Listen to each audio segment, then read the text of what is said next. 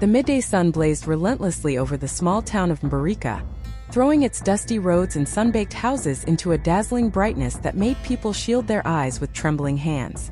The air shimmered with heat, and even the village goats dozed off in the scant shade. No one wanted to step outside unless absolutely necessary. Yet, at precisely noon, a shrill wail shattered the heavy stillness. An anguished cry so piercing that neighbors rushed out of their homes, hearts hammering, forgetting the scorching heat.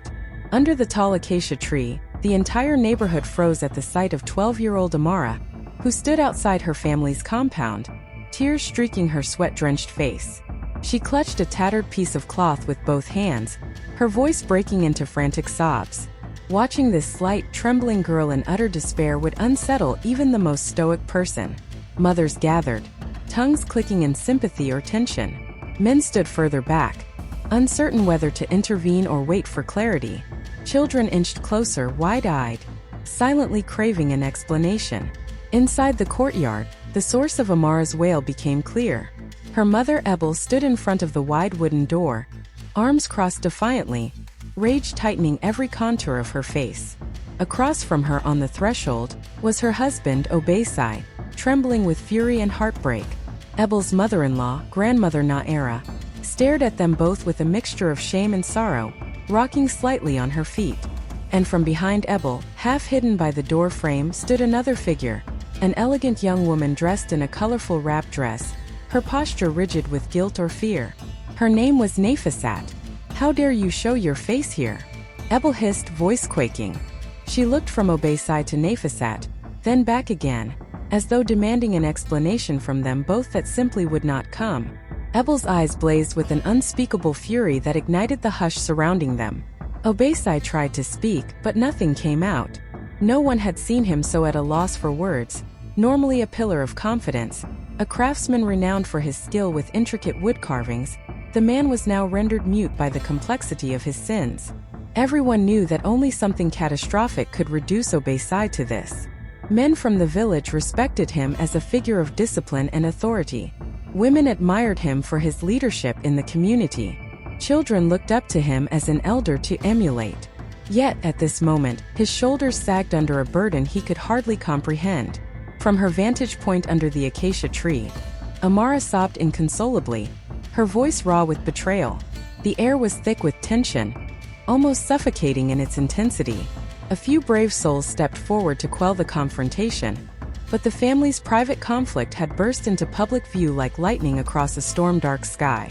Rumors had been circulating all morning, quietly at first, then swelling with each new telling. By midday, the entire neighborhood had heard something about Nafisat. The rumor was that she was expecting Obesai's child. As Ebel finally spoke in a voice that shook the courtyard, no one dared breathe. "Obesai, is it true? Did you betray our family like this?"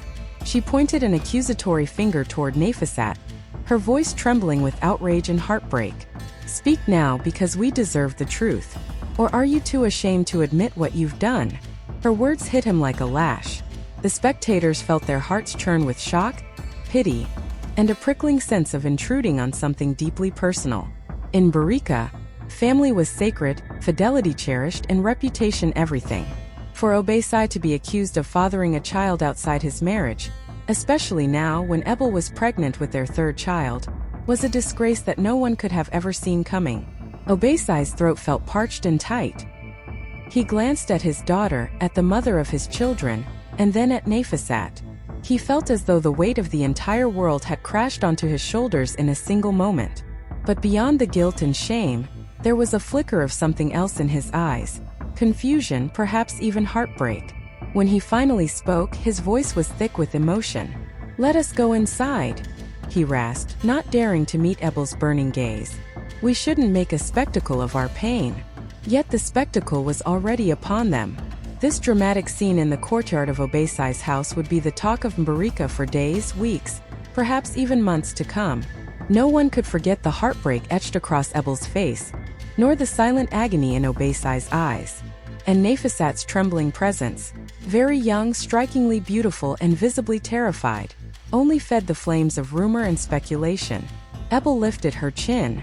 "There's no hiding anymore. Whatever happened, it happened, and the whole village knows now."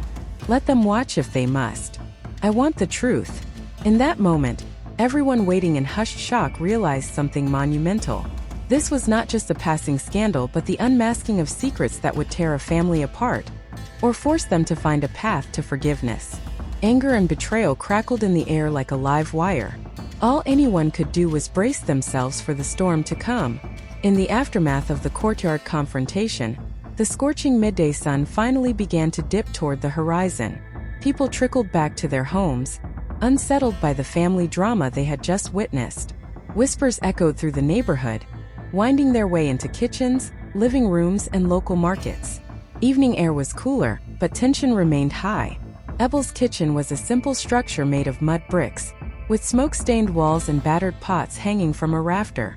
There, in the center of the small space, Ebel and her mother-in-law, grandmother Naera, sat cross-legged on woven mats. A single kerosene lantern cast dancing shadows on their faces. Amara hovered near the door, hugging herself, her earlier sobs now replaced by a silent apprehension. "I never expected this in my lifetime," grandmother Naera murmured, voice quavering with sorrow. As the eldest in the family, her gray hair and wise eyes demanded respect. She had lived through droughts, civil unrest, celebrations, and heartbreaks, always holding the family together with her unwavering faith. Yet now she appeared shaken. What madness possessed my son to break the sanctity of his home? Ebel's hands tightened into fists on her knees. He claims it was a mistake, one moment of weakness. A slip that he can't fully explain, or so he says. How can I believe him when Nafisat stands there, obviously carrying a child? Her eyes brimmed with tears of fury. Grandmother Naera sighed, looking older than her years. In our tradition, men sometimes take second wives. But not like this. Not in the shadows, not with a girl so young. And not when your own wife is still pregnant with your third child. This kind of betrayal, she paused, shaking her head. It can curse an entire household. Amara stepped closer, her voice barely above a whisper. Mama, why would Papa do this? Don't you and Grandmother always say we have to honor our family? The innocence in her question was heartbreaking. Ebel's chest tightened. How could she explain the complexities of betrayal, desire, loneliness, and cultural nuance to her child? Sometimes people lose their way, Ebel answered softly, tears clinging to her lashes. She pulled Amara into her arms, kissing the top of her head. But you must remember this, my child. No matter what happens, you are loved. And I will fight for our family. Fight how? Came the quiet question, a single tear sliding down Amara's cheek. That's what we must figure out, Ebel replied, her anger mixing with a fierce resolve. I will not let your father's mistakes break our family completely. But I also won't close my eyes and pretend nothing happened. That night, Ebel lay awake on a thin mattress spread over a wooden bed frame. She tossed and turned, her thoughts unraveling in endless loops. She remembered her wedding day. A swirl of colors, music, and dancing feet as she and Obeisai were joined by the blessings of their elders. She remembered the births of their first two children, the proud grin on Obeisai's face. She remembered how, despite the village's typical hardships, fluctuating harvests, water shortages, minor squabbles, they had always found solace in each other's arms. Now that sense of security was shattered. In the adjacent room, Obeisai lay awake as well. He heard Ebel's restless movements through the thin partition, and felt a twisting shame that made him sick to his stomach. He tried to recall the exact moment he crossed the line with Nafisat. She had come to the workshop several months ago, desperate for a small job to help feed her younger siblings. A distant cousin of a friend, she seemed so grateful, so eager to learn. He had felt pity, then admiration for her perseverance. And at some point, admiration had turned to dangerous attraction. It was a story as old as time, yet to Obeisai, it felt unbearably personal. There had been tension in his marriage that he hadn't known how to handle. Ebel's complicated pregnancy, her preoccupation with raising their children, and the endless daily grind of chores. He felt neglected, but that was no excuse for what he'd done. In the darkness, he bit down on the inside of his cheek, trying to stifle the wave of guilt welling inside him. Yet shame frothed up like a tidal surge, refusing to be contained. Morning came, and with it, renewed whispers throughout Mbarika. Everyone seemed to have an opinion. Some openly criticized Obeisai, calling him selfish and irresponsible.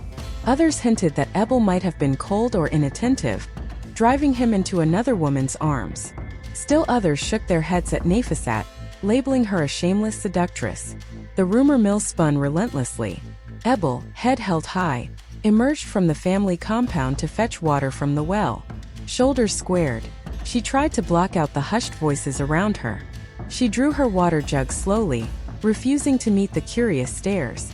The moment she hoisted the jug onto her hip, an older woman approached, brow creased with worry. "My dear Ebel," the neighbor began softly, "if you need anything, food, help with the children, please do not hesitate to come to me." She paused, her voice lowering even further. "Gossip is merciless, but you are not alone." Ebel managed a tight smile of gratitude. In that moment, she realized that tradition could be both a blessing and a curse. The community's nosy interests could also be a source of support. So many families in Barika were connected by shared memories, communal celebrations, and collective hardships. Yet at the same time, Ebel's private agony had become the entire village's source of entertainment. Returning home, she found Obeisai sitting outside, his hands calloused and rough from his craft. He opened his mouth to speak, but Ebel swept past him silently, the water jug still balanced expertly at her hip. He followed her into the kitchen, swallowing his pride, determined to speak. "Ebel," he began, voice trembling with remorse, "I cannot undo what has been done, but I beg you, please give me a chance to make this right." She carefully lowered the jug onto a wooden stool, her eyes narrowing at the man she once adored without question. "How do you suggest you do that, Obeisai? By paying off Nafisat? By denying the child if it's yours? Or by lying to me again?" He shook his head, anguish etched into his face. "I swear I didn't plan this. I never wanted to hurt you." Ebel cut him off. "Yet you did. And you brought that girl into our home. You made us into a public spectacle." Her voice rose in anger and then cracked, revealing the depths of her pain. "And now I have to figure out what to do with your mess." Obeisai bowed his head. "Let me speak to Nafisat. I'll handle everything. We can do this privately." Ebel laughed bitterly, though tears threatened to spill from her eyes. "Privately? The entire town is talking about your indiscretion. There is no privacy left, Obeisai. We can't hide this behind closed doors anymore. Tradition might say a man can take on more than one wife, but we both know that's not what this was." She took a deep breath, shoulders quaking. "I need time to think about my next step." Those words stung Obeisai more than any slap across the face. The cold finality in Ebel's tone seemed to herald a future of uncertainty for them. As the distant afternoon call for midday prayer drifted across the dusty streets, both of them realized they were on the verge of a crisis that could unmake everything they'd built together. Every family conflict in Barika eventually spills into the broader community. The very next day, Ebel received a visit from her older sister, Naima, who traveled from a neighboring town upon hearing the scandal. Naima was a woman of fierce opinions. Her presence usually brought some measure of clarity, yet she also fanned the flames of any argument with her unfiltered honesty. Naima arrived just after dawn, marching into the courtyard with swift, determined strides. Her face was set in a scowl, and her eyes darted around as though searching for the cause of her sister's suffering so she could destroy it. Ebel felt both relief and a vague sense of alarm at her sister's sudden arrival. "Ebel!" Naima cried out, throwing her arms around her. "I came as soon as I heard. Tell me it's not true. Tell me Obeisai hasn't disgraced you like this." Ebel tensed but allowed herself to lean into her sister's embrace. "I wish I could say it wasn't true," she murmured. "But it is. And now everyone knows." Naima's jaw tightened. He must face the consequences for his actions. This is not just a simple mistake. This is a betrayal that affects our entire family. Our lineage, Ebel. She spat the words with disgust, as though they tasted bitter on her tongue. From a corner of the courtyard, Grandmother Naira slowly approached, leaning on a carved wooden cane. "Naima, calm yourself," she urged, though her voice held little conviction. "This anger in you is powerful, but we must channel it wisely, my child." Naima folded her arms defiantly. "And what would you have me do, Grandmother? Embrace him as though he did nothing wrong?" She turned to Ebel, fire in her eyes. "Sister, you must act. You cannot stay silent or people will think you are complicit in this disgrace. I'm not staying silent, Ebel retorted, surprising herself with the steadiness of her voice. I'm trying to figure out how best to protect my children. You protect them by refusing to allow their father to humiliate you further, Naima said, her tone resolute. Let him see what he stands to lose. Despite her anger, Ebel sighed, feeling a bone-deep weariness. You think it's that simple? When you're married, your lives are bound together. We share a home, we share children. It's not just my decision but also the elders, the entire community's watchful eyes. If I throw him out or leave, what happens to the children? How can I provide for them alone? Don't forget, I'm expecting another child soon. Naima's expression softened, and she reached out to touch her sister's cheek. I understand, but you cannot let fear decide your fate. She lowered her voice so that only Ebel could hear. Just know that if it comes to a choice, you will not stand alone. I have some savings. I can help. Touched by her sister's offer, Ebel felt tears prick her eyes. She nodded, grateful for the love that underscored Naima's fierce temperament. Outside the courtyard, the sun rose higher, heralding another day of stifling heat and unstoppable rumors. Meanwhile, on the opposite side of town, Obesai was cornered by a group of men at the local tea house. They sat on wooden benches arranged in a circle, sipping hot spiced tea that made them sweat even more. One of the men, Ade, was Obesai's longtime friend. Another, Zubairu, was an elder who had little patience for scandal. A few others hovered on the periphery, drawn in by curiosity. Ade stared at Obesai sympathetically. Brother, is it true? Did you really father that girl's child? Obesai lowered his gaze to the scalding tea in his cup. We're not entirely certain if it's mine, but it's very likely. He swallowed hard. Zubairu let out a grave sigh. If it is yours, the honorable thing would be to take responsibility. In our culture, if a child is born of you, you must acknowledge it. You must also make amends to Ebel. You have severely dishonored her. Obesai's face was a mask of anguish. I know, he replied quietly. I don't need you to tell me how disgraceful this is. Another man, Mosi, who was known for his hot-headedness, slammed his cup down. You should have thought of that before lying with a girl who wasn't your wife. He leaned forward, voice tense. Do you realize how much you've humiliated Ebel? Her sister arrived this morning. Everyone's talking about how outraged she is. Word is, she might take Ebel back to her own home. Obesai's throat constricted. The idea of losing Ebel and the children hammered at his chest. She won't leave, he said, more to convince himself than the others. She cares too much about our family. Care? Mosi repeated bitterly. After such a betrayal, can you blame her if she decides to walk away? Ade placed a hand on Obesai's shoulder. Brother, you have to fix this. Quickly. Time is not on your side. If Ebel's resentment grows too deep, no elder or tradition will be able to mend what you broke. I'll do whatever it takes, Obesai said, words trembling on his lips. I'll speak to Nafisat, confirm the truth, and if the child is mine, I will accept my responsibility. But please understand, I don't want to lose Ebel. The men exchanged glances of varying skepticism and pity. In Barika, masculinity was complexly tied to reputation, wealth, number of children, and how well a man provided for his family. Yet Obesai had cast a dark shadow over his own standing in the community. His entire identity was in jeopardy. That very night, as the moonlight bathed the dusty roads in a pale silver glow, Obesai found himself standing outside Nafisat's humble dwelling on the outskirts of town. His heart pounded erratically as he knocked on the fragile wooden door. She answered, eyes swollen from tears, hair wrapped in a shawl. Her posture was timid. She looked almost childlike, and the guilt that coursed through Obesai at that moment felt like a stab in the chest. Obesai, she whispered, stepping aside to let him enter. The room was sparsely furnished. A bedroll in one corner, a small table covered with a single kerosene lamp, and walls lined with faded newspaper clippings. The air smelled of shea butter and sorrow. He cleared his throat. Nafisat, we need to talk. She nodded, tears threatening to spill. I know. I need to hear the truth. Obesai began, looking into her eyes. Is the child truly mine? She trembled. I believe so. There's no one else, Obesai.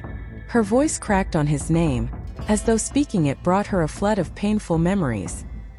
He covered his face with one hand, grappling with a wave of regret. I never should have. Nafisat sniffed, blinking hard. I never wanted this. You said you would help me learn a skill, carve a path for myself. I was grateful. And I? She broke off, flustered. You know how I felt about you. I thought it was real. But then it all fell apart so quickly. Everyone in the village hates me now. Nafisat, Obaisai said softly. I don't hate you. I blame myself for letting this happen. But no matter what, I will not abandon you or the baby. Our culture teaches us to honor every child born. Her shoulders shook with sobs. What about Ebel? She will never forgive me. She will never allow me anywhere near your family. For a fleeting moment, Obaisai remembered what Sabairu had said about tradition, that men sometimes took in multiple wives if children were involved. But the mere thought of proposing such a thing to Ebel made his blood run cold.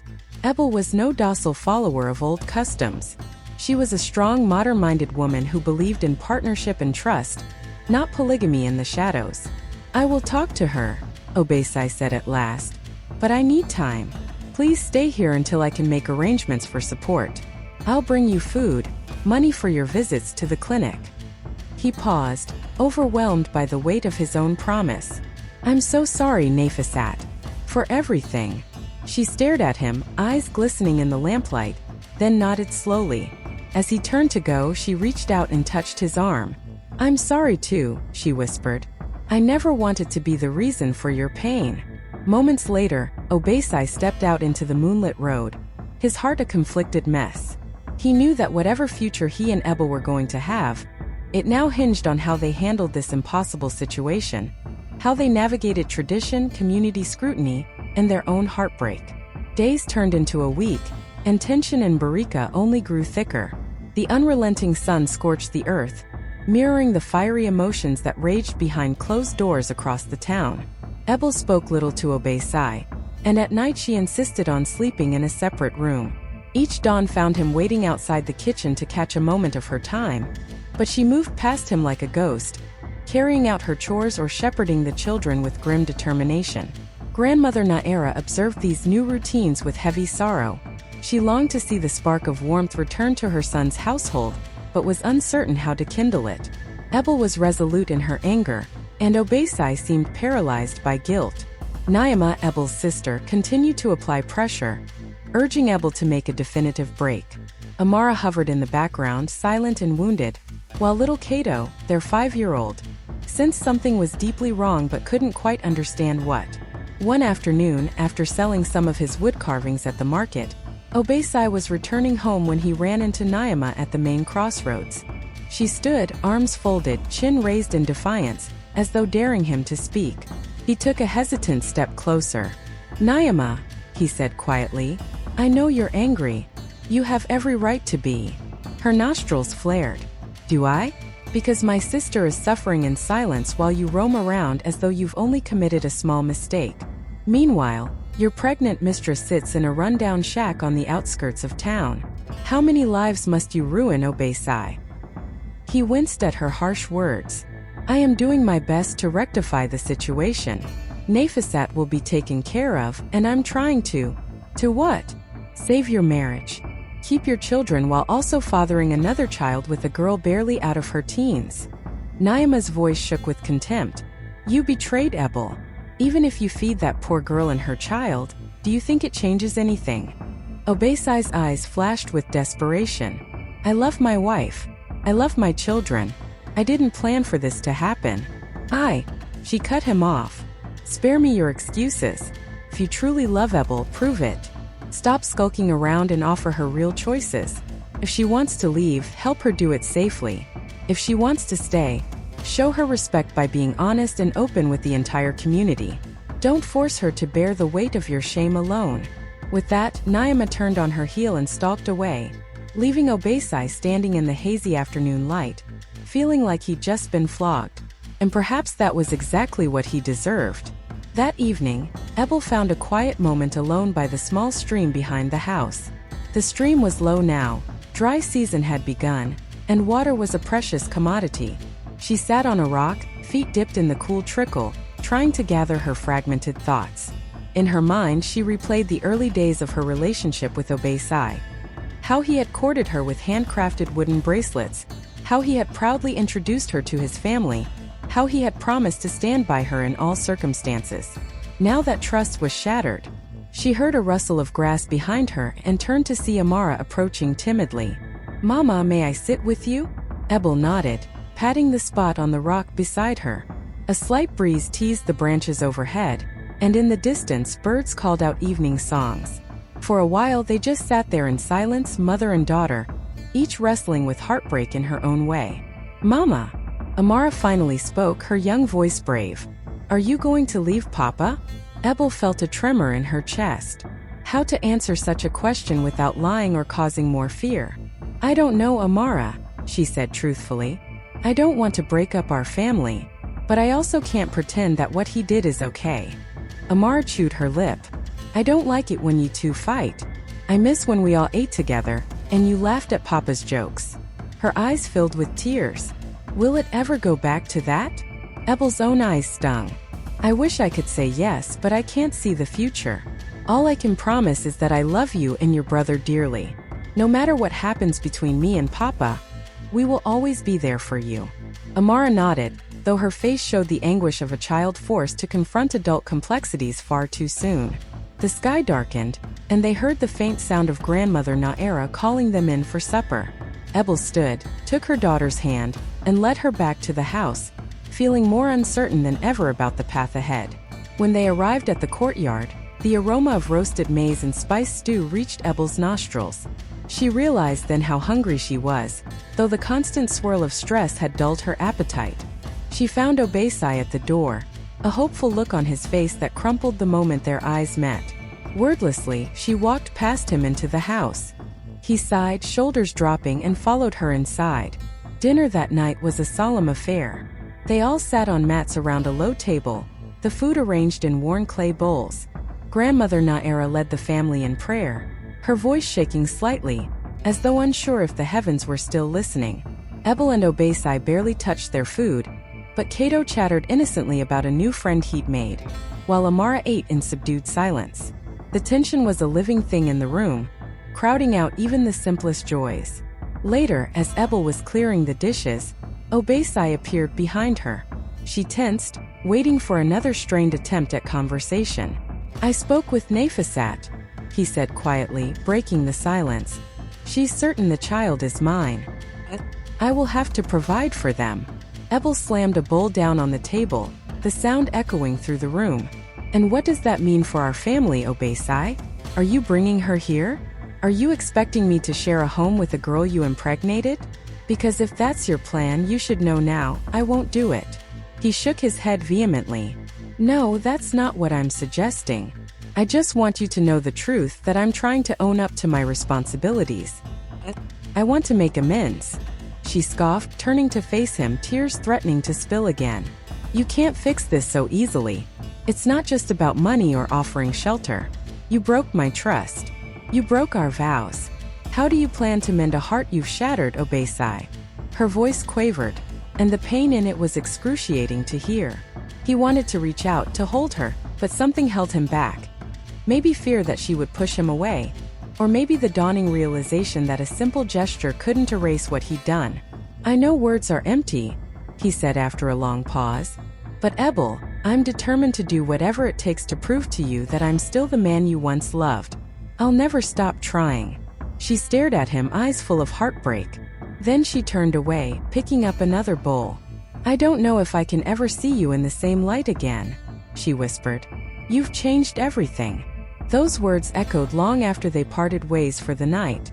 Obeisai returned to the bedroom, alone and riddled with remorse.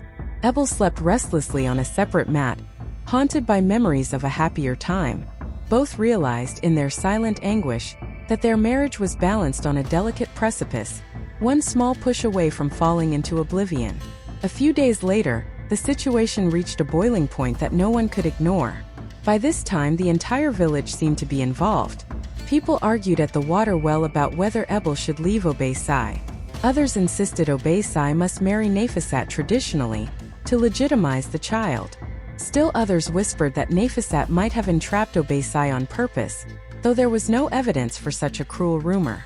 Gossip flew like locusts in a dry season field, devouring any semblance of privacy or peace. Early one morning, as Ebel was about to head to the market, she heard a commotion at the gate of their compound. Curious, she stepped outside and froze in shock.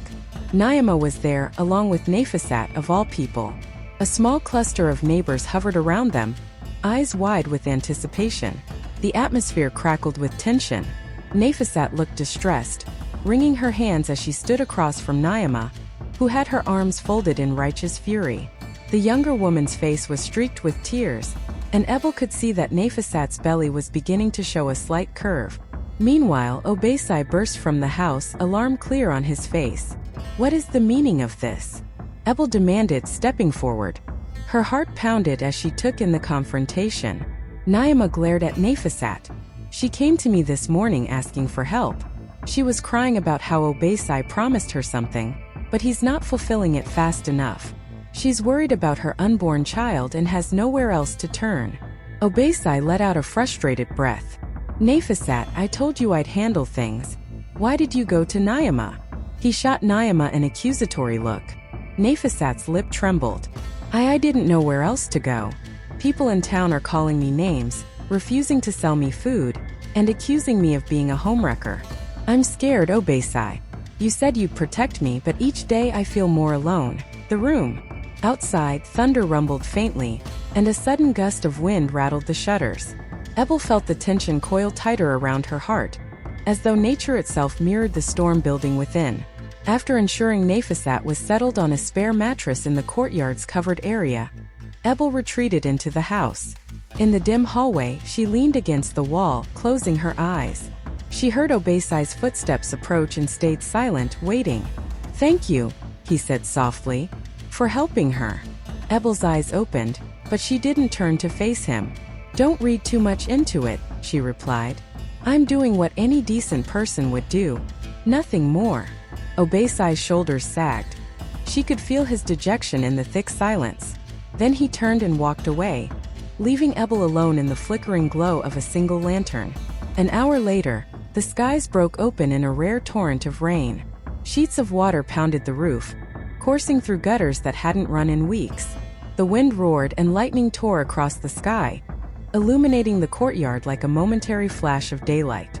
From her bedroom window, Ebel watched Nafisat huddle under the shelter, blankets pulled tight, as thunder boomed overhead. Grandmother Naera was right, storms were gathering, both in the sky and in their hearts. They had taken one small step toward helping Nafisat, yet Ebel sensed a far greater reckoning still loomed on the horizon. Lightning crackled again, revealing the determined lines etched across Ebel's face. She felt the baby move within her, a reminder that new life could blossom even in the darkest of circumstances. "If only I knew how to protect us all," she thought, resting a hand on her belly. "If only I knew how to stop the storm." With that final, resounding crash of thunder, the courtyard lights flickered, and then the house went dark. The patter of rain on the rooftop surged louder, as if the downpour demanded to wash away every hidden secret, every lingering grudge. But whether the family would let it remained uncertain, a question that hung unanswered in the charged air of Mbarika's stormy night.